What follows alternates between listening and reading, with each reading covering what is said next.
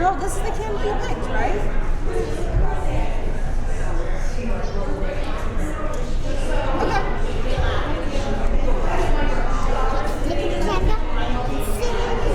Sit there, okay?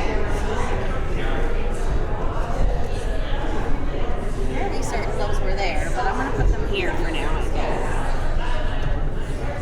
How deep does a wick go? 10:30.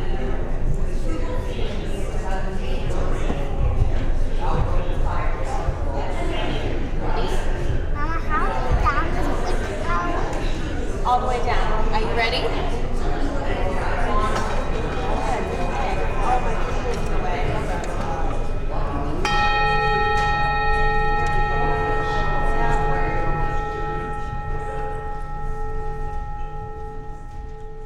Good morning, everyone. My name is Desiree, and I'm your lay worship leader for today's service. Yeah. I warmly welcome you all to First Parish Unitarian Universalist Church in Bridgewater. I have been coming here for over 8 years. That's how old Aria is. But I've been a member officially for 3. Currently, I serve as president of the parish committee. I'm also part of the choir and tone chimes. What I love about First Parish, and I say this all the time, is the people. Everyone here is so nice and so friendly, and I really do feel like we are a family. So you guys make it so worth it. So thank you. Before we begin our time of worship, we do have some announcements, so I'm going to invite Quent up.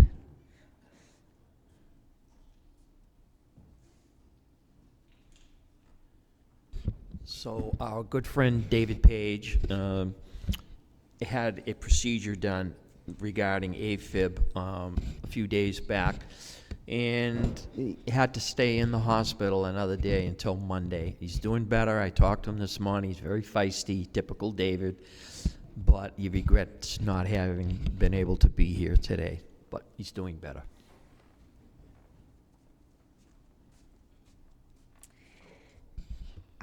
Does anyone else have any announcements? Because no one else brought any to my attention. No? You have an announcement? Oh, yes. I have that as my last one. So if no one else has any announcements, though, I did want to let everyone know that Rosemary is going to be present on Zoom today. She no longer has COVID, but she's still not feeling 100%. So she will be up here on our screen via Zoom to share with us today. Okay. First Parish Bridgewater is a welcoming congregation. We proudly fly the rainbow flag to symbolize our welcome to people of all identities, ages, and backgrounds. If you're new to First Parish, we hope you enjoy your experience this morning. We encourage you to fill out the guest book on the table at the rear of the sanctuary, making sure to include your email address to receive church updates. For newcomers joining online, please see the sign-up link that will be posted in the chat. We invite all who are here in person to join us after the service for a time of fellowship in the Upper Parish Hall. This service is being hosted via Zoom and is being recorded for Bridgewater Cable TV and for YouTube. You can find the link to the YouTube video in our weekly bridging. The recording is turned off to protect your privacy during the sharing of joys and sorrows. In the event of an emergency or evacuation drill, please leave the building through the main sanctuary doors behind you, or should you need a ramp, through the School Street entrance, which is to my left. You are welcome here. Thank you for joining us, and your presence makes a difference. We will now begin our time of worship with the prelude.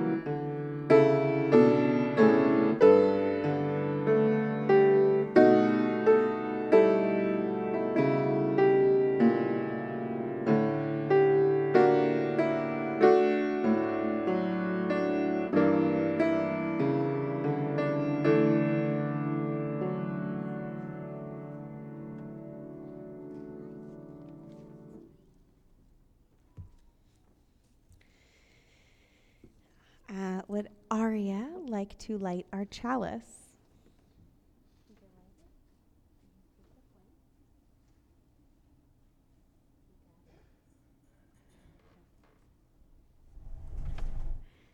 Okay, please join in reciting our chalice lighting words.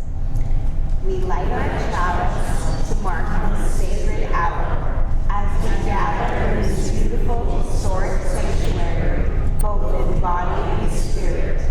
We connect to the many generations that come here to explore the divine. Let us join our hearts and find our holy in the relationship to each other. It is time to share worship together. Please join me in the affirmation of our covenant and rise in body or spirit.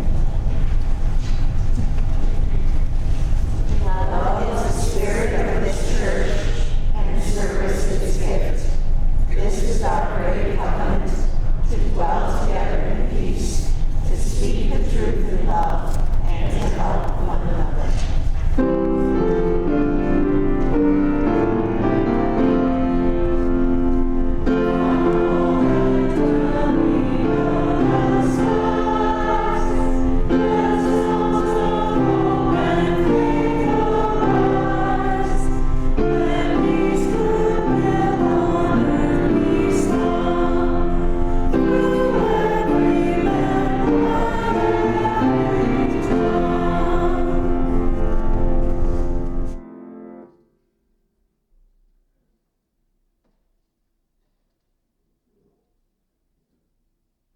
Good morning, everyone. It's good to be here with you today on Zoom. I'm just glad to be present and feeling better. And I decided that I could give an energetic sermon on Zoom rather than a very tired one after driving. So it's just a delight to have this technology to be able to be present. Our opening words this morning are from Reverend Leslie Takahashi. She says, "All that we have ever loved and all that we have ever been stands with us on the brink of all that we aspire to create. A deeper peace, a larger love, a more embracing hope, a deeper joy in this life we share. Come, let us worship together." Please rise in body or spirit and join in singing our first hymn, which is number 134 in the gray hymnal. Our world is one world. We're going to do all 4 verses.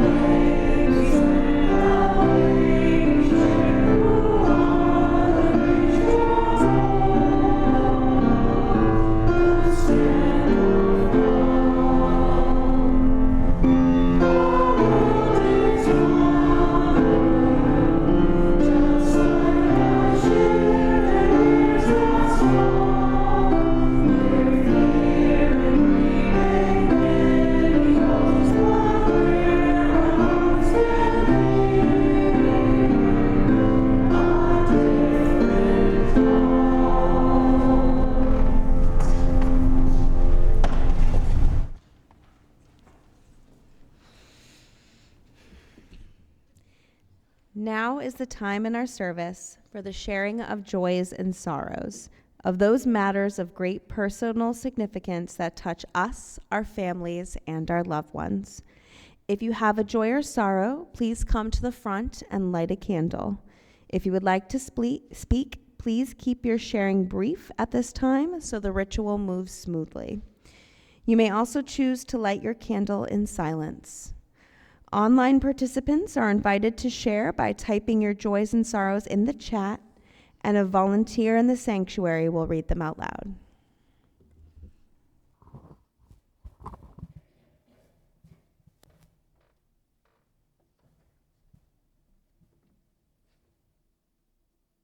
Each week, we come together and we share the joys and sorrows in our hearts, on our minds. And today it's good to hear from those on Zoom, those in person. I'm thinking particularly today of our congregants who have been ill, who have been in the hospital, who aren't doing particularly well with their health, and holding everyone close from a distance. I want to pray today for all those sick, all those suffering, and all those in our country who are scared, because many people are scared right now.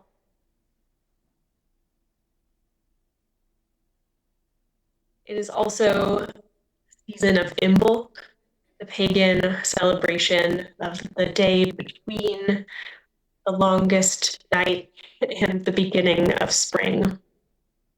It's a time of planting seeds, deep faith in the earth's capacity to awake again, a time of hope,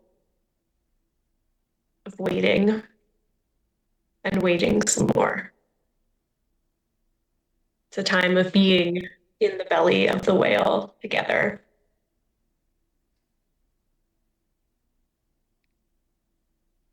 As February begins, let's settle into this time of waiting. Let's settle into our closeness with one another.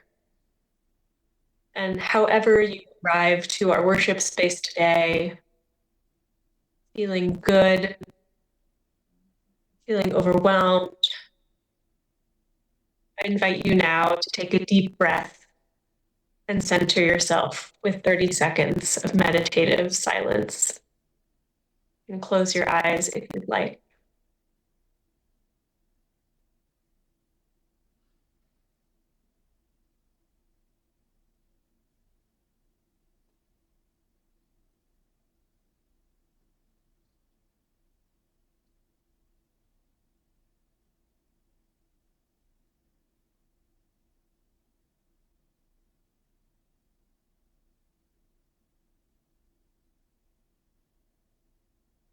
Amen, and blessed be.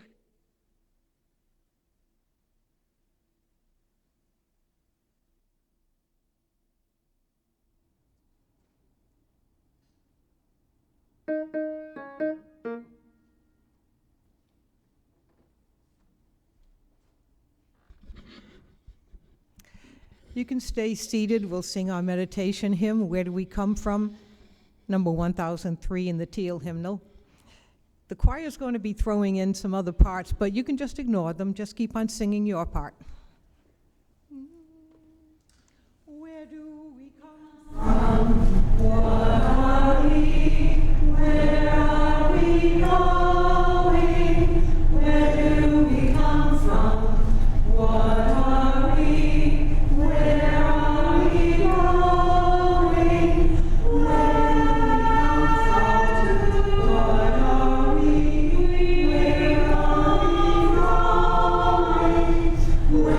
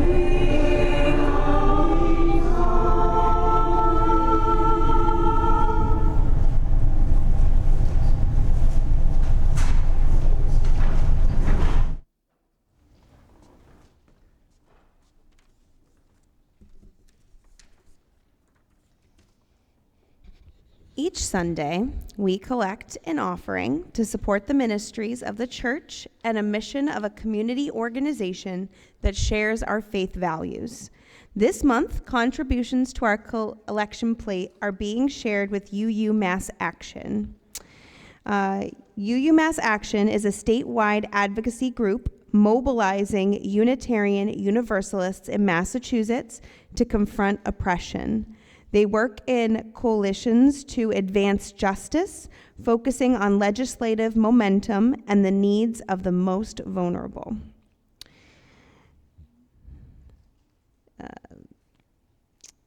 You may also donate online through the First Parish Church website, and this morning's offering will now be given and gratefully received.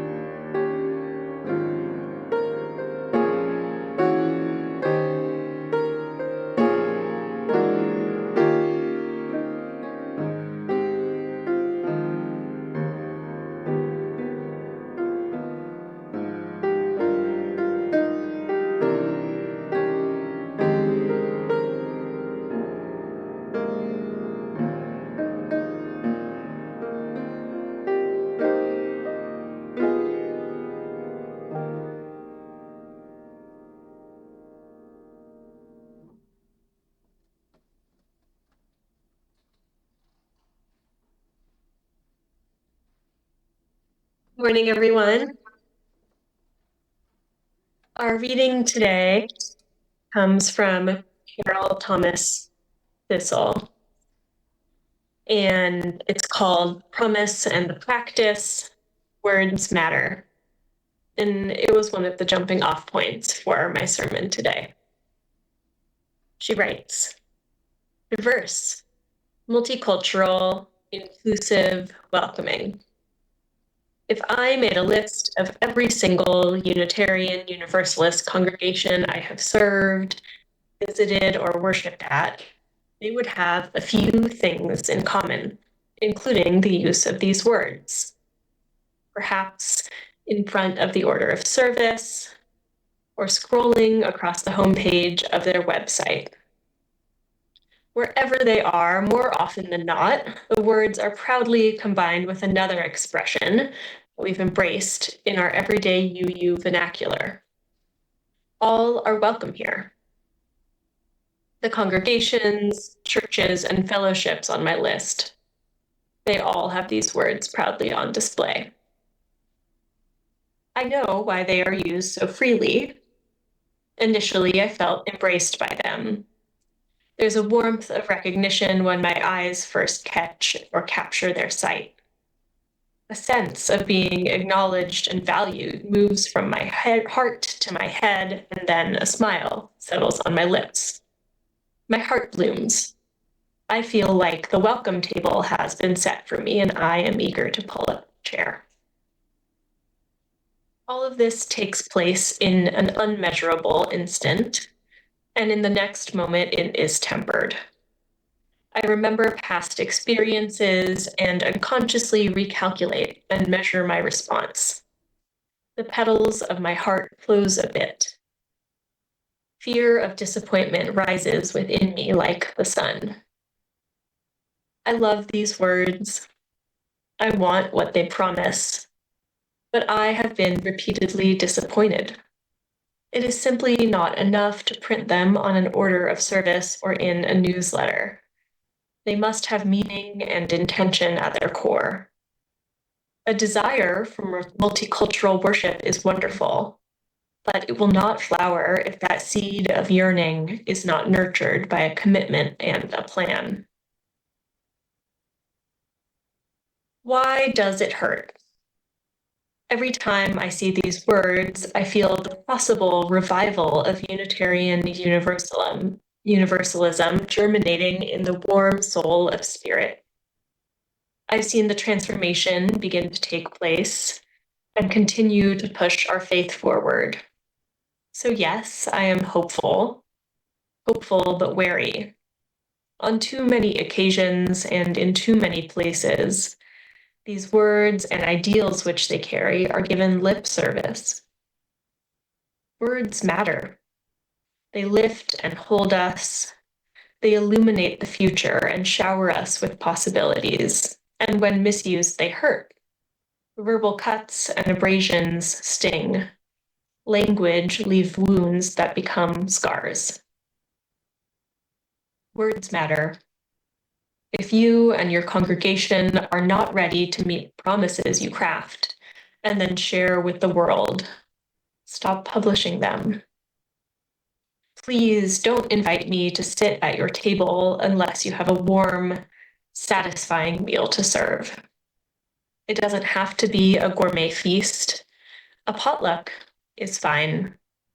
The souffle may only have risen halfway. The cookies might be burned on the edges. The pasta can be overcooked. That's okay. I'm starving. What it must be is fulfilling, real, made with love and ready to be eaten. Remember, I believe what you say and write. Words matter.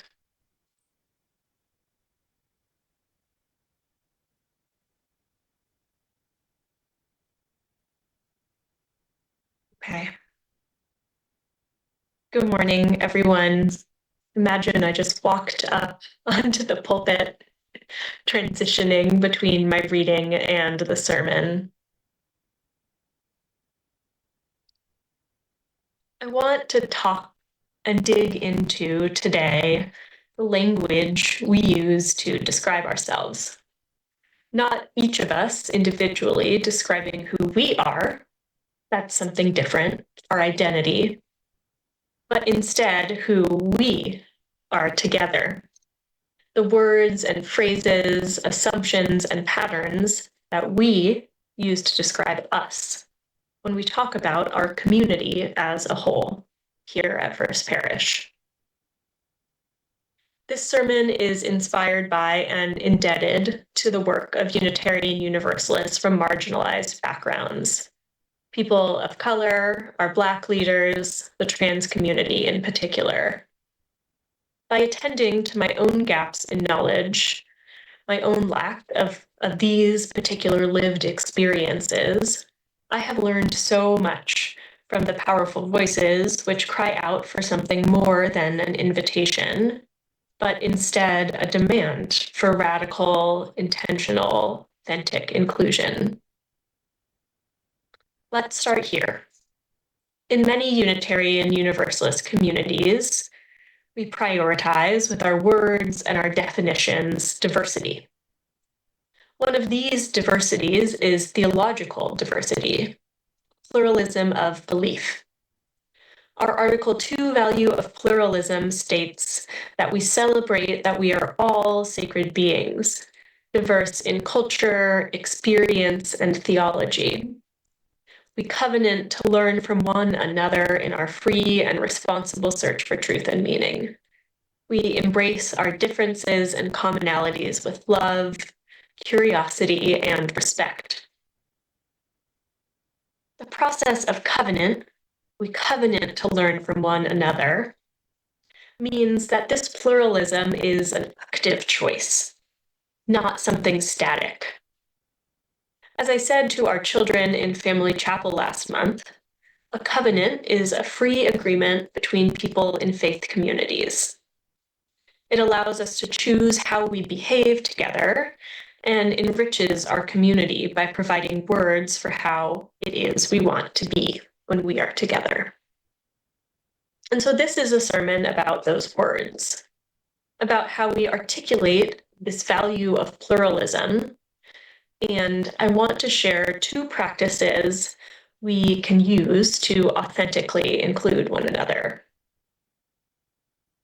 I'll start with some wisdom from Reverend Marisol Caballero. In divinity school, while I was there, Reverend Marisol came to one of my classes.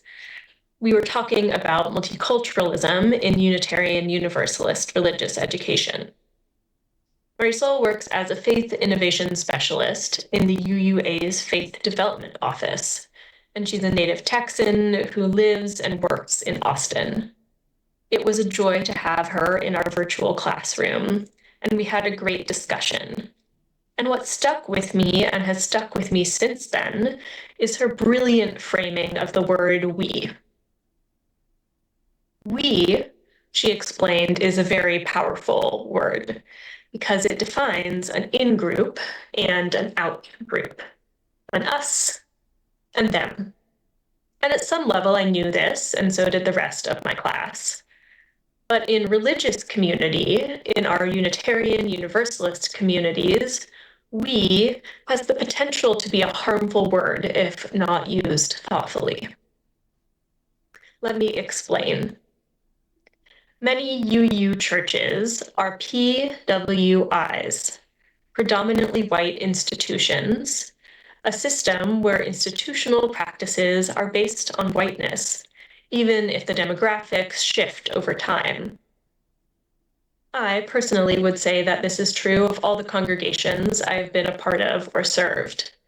And also, each of these congregations has had a commitment to pluralism and multiculturalism, hope, a goal, and also some practices which come alongside them.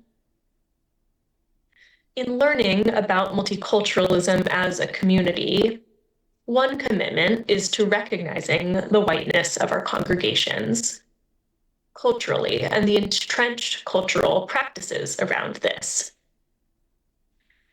And so, in trying to name this, many Unitarian Universalists bemoan the lack of visible multiculturalism by saying something like, "We are such a white congregation."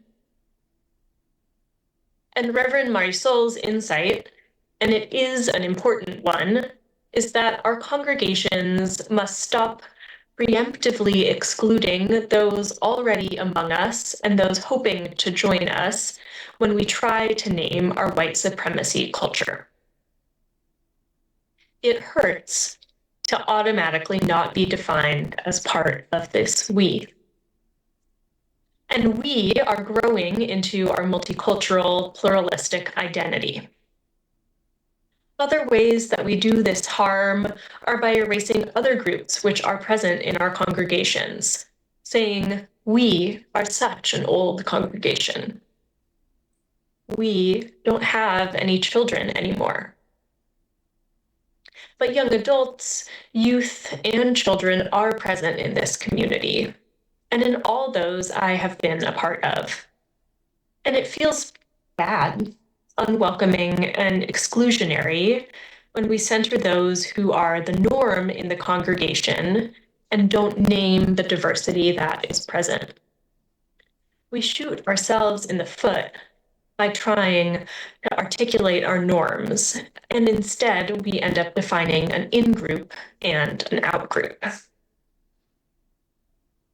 Let's instead name a we, which notices, which welcomes, which invites and includes. We are growing into our multicultural, pluralistic commitment. All that you are is welcome here. Reverend Angel Kyoto Williams Sensei writes, "It is the community's job to figure out how we can stretch into the so-called margins, to broaden our understanding and the ability to be inclusive. Inclusivity is not, how do we make you a part of who we are, but instead, how do we become more of what you are? How do we become more of what you are?" Reverend Chris Crass, an anti-racist educator, writes, "To become an anti-racist faith community, the key question for a white majority community is not, how can we get people of color to join our faith community? It is, instead, how can we make a prolonged, spiritually rooted, and engaged commitment to uprooting white supremacy within our community and taking ongoing collective action to challenge it in society. Our goal is not to have white people sit alongside a person of color so as to affirm that those white people in particular aren't racist. Our goal is actually to build and be a part of beloved community, united to end structural oppression and unleash collective liberation. Our goal is to join our hearts and minds to the task of destroying white supremacy in every worldview, policy, law, institution, and governing body of our society. Here is another practice of this becoming, of claiming inclusion, anti-racism, multiculturalism, and welcome to LGBTQ people.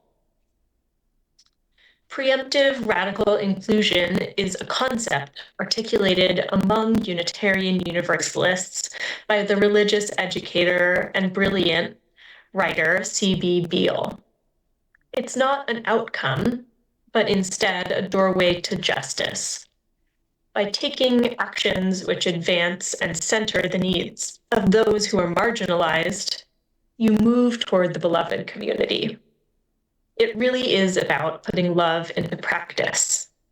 If justice is what love looks like in public, then inclusion is what love looks like among groups. Preemptive radical inclusion is the notion that to truly welcome and include one another, we must act like those who we wish to welcome are already in the room, in every room. It is an ongoing practice which invites us to make all our spaces welcoming to all of us, without those who are marginalized having to ask to be included. C.B. Beale writes that inclusion doesn't simply mean that we include others in our circle of what we already do and how we do it. It requires that we expand experiences and events to encourage deep involvement and do what is necessary to make that involvement possible. Preemptive, radical inclusion lives at the intersection of trauma-aware and anti-oppression practices. So what might this look like? It can include sharing your pronouns and your name whenever you introduce yourself in a group, not assuming that the people in the room are already known to one another or can somehow intuit your pronouns. It's not how gender works. It can mean spelling out acronyms, using a mic whenever there is one available to speak in front of a group, or stating clearly always where accessible entrances and exits are for events. I could go on, but it is a practice, a challenge, and a way of leadership and community involvement, an invitation to make the way we are in community match our named values. It means all of us, and I mean here the expansive us, belong. I want to note that these practices of noticing who the we is and doing preemptive radical inclusion are, in fact, radical in today's world. This has been a really hard week to be a Unitarian Universalist in America. A hard week to come from a community which centers justice, equity, and love. Federal policies are deporting our neighbors. They are denying trans and non-binary friends their right to identification and participation in civic life. And those in leadership are destabilizing the institutions which provide people around the world with food, medicine, and shelter. This is the opposite of the idea that we need each of us. Instead, it is a toxic, morally corrupt practice of dismantling human rights in favor of the rights of those at the top to profit. And I can't tell you that this is all going to be okay, or that our communities will not be harmed by these policies, because this is just not true. I am guided by the poet and writer Alok Vaid-Menon, who writes that the situation facing trans and gender nonconforming people in the United States right now is really bleak. They call us to notice the hatred and discrimination against trans and gender nonconforming people as a universal attack on all of our rights to self-determination. And so in this work, we can show up as more than allies, as co-conspirators, as people also threatened by and noticing this attack on personhood. And what I can say, rather than everything will be okay, which I desperately want to, is instead that we all need each other. We all need communities that take up the work, radical inclusion and welcome now, today. We need to be a people to cast open our doors, to shrug off our comfort or habits, and instead nurture all of us. I want each of us to notice how we personally can do this by doing something like using people's correct pronouns even when they are not in the room, by learning and studying the invitation to a multicultural beloved community here in today's Unitarian Universalism, by centering the words and the work of those who are marginalized, the work of people of color, of the trans community, whenever and wherever we can. Because we, and I mean all of us, even those who we do not yet know, are going to have to be one another's shelter, a people of love and inclusion, belonging. Let's move beyond the binaries of us and them, or man and woman, or good and evil, and into an encompassing welcome for each one of us, wherever we may be, whoever we are. Amen, and blessed be.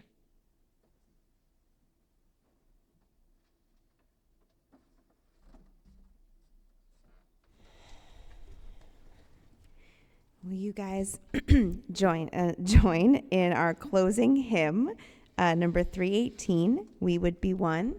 Feel free to rise and body your spirit.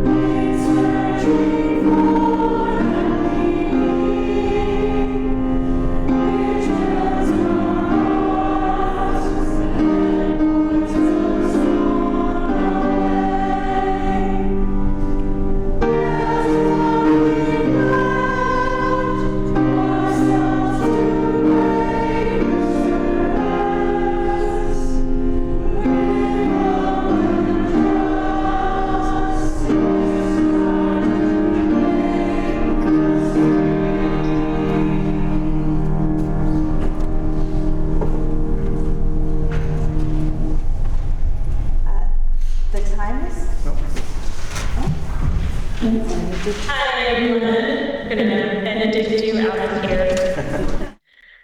Let's go with love at the center of our practices, knowing that invitation leads to inclusion, leads to belonging.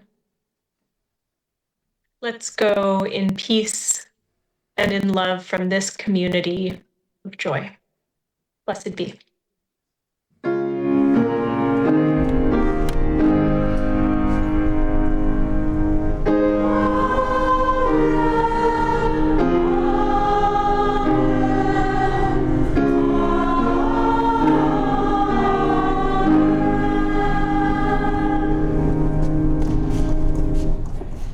Now, the time has come to extinguish our chalice. Aria disappeared, so I will extinguish the chalice. Please join me in reciting our chalice extinguishing words. We extinguish this flame, but not the light of truth. The warmth of community, or the fire of commitment. These we bury in our hearts until we are together again.